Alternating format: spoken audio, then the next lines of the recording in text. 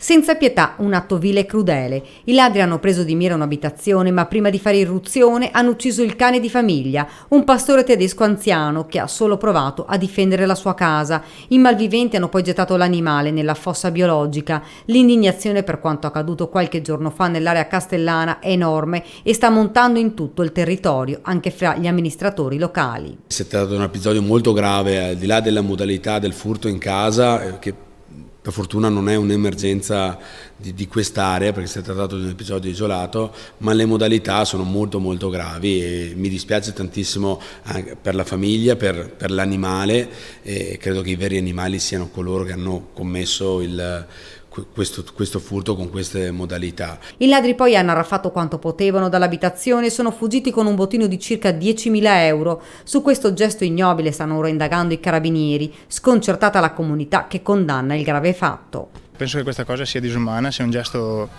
che non ha, sarebbe come uccidere una persona, come la vedo io. Penso che il fatto del furto sia la cosa più grave, poi anche il fatto di uccidere un animale indifeso che non ha commesso nulla, infatti anche quello è un aggravante ulteriore.